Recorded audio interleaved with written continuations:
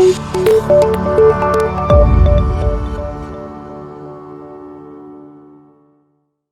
everyone, what's going on? Andy Clements here from Bodies by Moose, and today is National Sickie Day apparently, so I thought I would chime in with a little bit of my views on National Sickie Day and the process and the whole concept of pulling a sickie from work. So this video, I'm not going to bang on for ages, but it's going to be alongside a blog post. So if you're watching it on the blog post, hello, welcome, read below.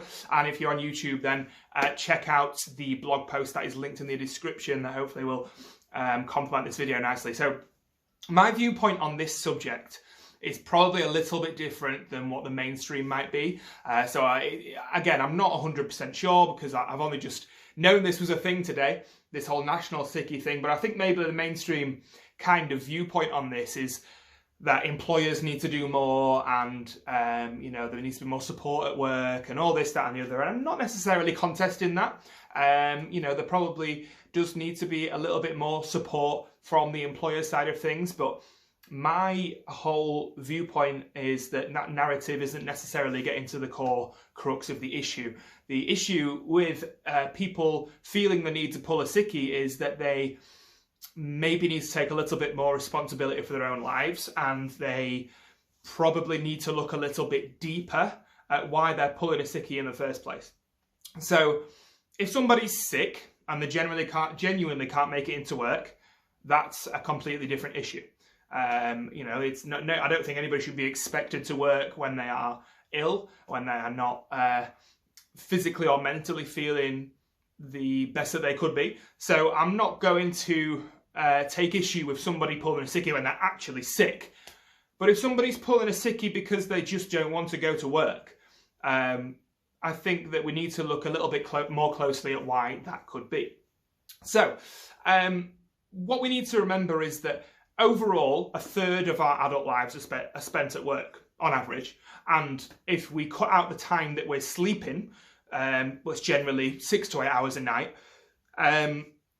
we find that 50% of our waking hours in adulthood are spent at work. Now, if you are miserable enough at work that you feel the need to call your employer up or text your employer and tell them a lie so you don't have to go back to the office or back to the site or back to wherever it is that you work because you hate your job and you hate half of your waking life that much, something probably should be done there, because as far as we know, we only get one shot at being on this earth and being alive. Now, I'm not going to get into a spiritual conversation, but as far as we know, we're alive once, we're here once. I certainly don't remember being here before, and I've no expectation I'll be here again. So why on earth, if we look at it objectively and rationally, would I or would anybody else want to waste the time that we're here by being miserable for at least half the time?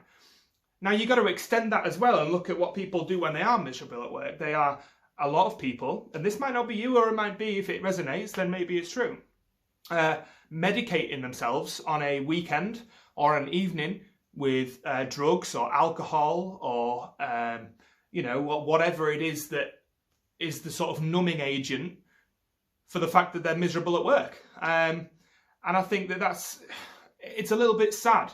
It's a little bit of a shame that so many of us are so miserable for most of our lives, or at least half of our lives, that we feel we need to go out and forget about it on the weekend. You know, it's what we seem to have got this backwards somewhere along the line with society, and there's a bigger conversation needs to be had than how can employers make it more comfortable for workers. I think workers need to take some responsibility and understand that, hang on a minute, you don't have to be pinned to either a dead end or a job that you don't find inspiring or work that you just don't care about, because nobody wins in that situation. Literally nobody wins. So from an employer's perspective, if you're miserable, people can probably tell. You're probably going to have a negative impact on your co-workers. You're probably not going to be doing your best work, and you're not going to be as valuable to that particular company as you could be. From your perspective, you're not going to progress in your career. You're not going, again, because you're not going to be having a good impression on the people around you if you're visibly, obviously not happy. So you're not going to be providing that company the best possible value you could be, so you're not going to be earning as much as you could be, which is going to be compounding the misery, because not only are you unhappy at work, but you're probably broke. So you need to be having a bigger conversation with yourself, in my opinion. And again, this is just my opinion. For me, I mean, this, again, I've wrote in the article as well, this could probably be a little bit preachy, and I don't want to come across that I am lecturing or preaching to people about this certain issue, because I'm kind of coming from a place of empathy. I'm kind of coming from a place of experience, because I've done, you know, obviously like everybody, I left school and I got a job. Now I didn't go to uni. I don't have the experience of you know, doing a degree or anything like that, but I did A-levels and I went and got a job. In fact, let's stretch it. Let's tell the whole truth. All of the jobs, all of the paid jobs that I ever had, I didn't like. I wouldn't necessarily go as far to say as I hated them, but I definitely didn't like any paid job of employment I ever had until I went out on my own and started a business. So I completely understand that bills need paying, and you need to do something to make sure that you aren't falling behind in life, and you need to pay your mortgage, you need to pay your electric, and you've got kids, they need to put food on the table. All those kind of stuff applies. I completely understand. But on the other side of the coin, you can make money doing something you enjoy. It is 100% possible. There are people out there making money doing what I did for 6 years, personal training, what I'm doing now, which is currently running a business online on my own terms. That took a lot of time to work up to, but that's completely possible too. There are people out there making money selling how to, you know, review, or how to make models of like Warhammer or the Smurfs or something ridiculous like that, you know? I mean, and that seems ridiculous to me, but there are people out there that take that seriously. And there's tons of stuff. Somebody told me today at the gym this morning that there was a guy that they were following online who has membership sites that teach people how to play online games like Call of Duty. Like, this is not a joke. This is completely real, and people are making money from this. So I'm not suggesting that you should quit your job and go and do something daft, but what I am trying to illustrate is there are options out there to do something that you really want to do, that you're inspired to get out and get out of bed in the morning and work on every day. You know, it doesn't have to be a business. It doesn't have to be a startup. It doesn't have to be something that you have to risk everything to go out on your own for.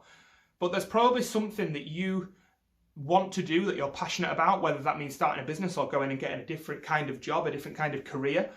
And, you know, the opportunities are out there. Now, if you need to retrain, go and retrain.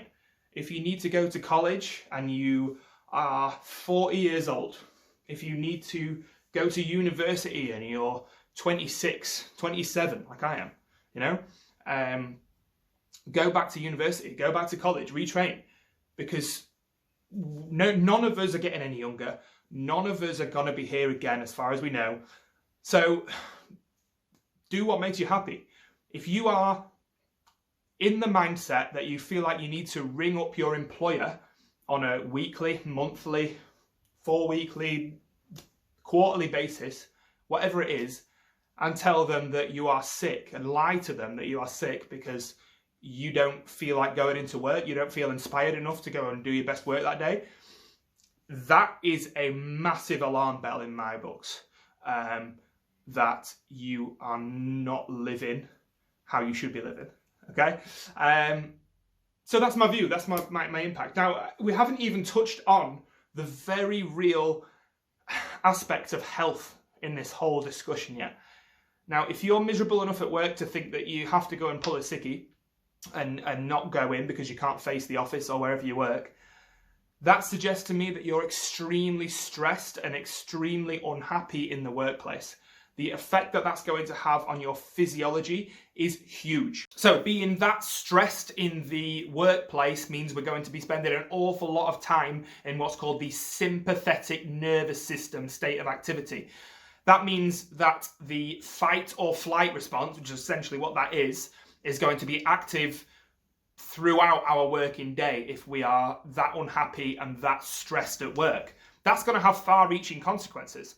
So essentially what happens when we're in that fight or flight response is that blood flow that should be circulating around our torso, around the internal organs and the essential bodily processes that should be happening, aren't happening, or at least not happening to such an extent that there should be. So the digestive system, the reproductive system, the circulatory system, all the organs and the essential processes around the torso aren't getting that blood flow they require because it's being shuttled to the limbs. It's being shuttled to the arms and the legs that are essentially sensing a threat from looking through an evolutionary lens.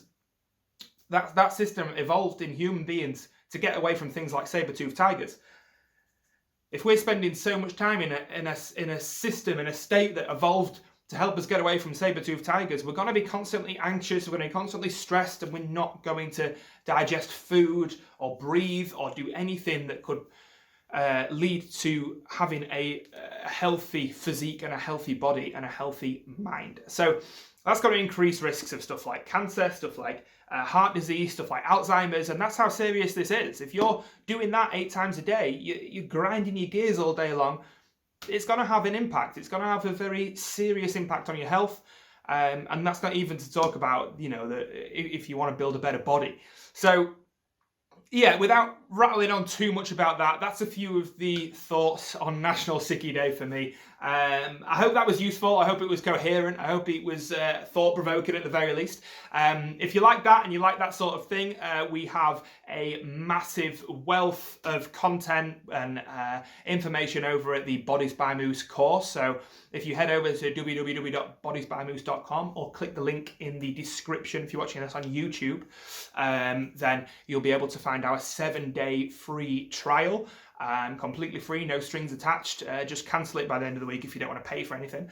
And you can have a little sneak peek in what we have going on over at Bodies by Moose. So yeah, I hope that was useful, and I hope you have a good National Sickie Day, and I will speak to you again very, very soon.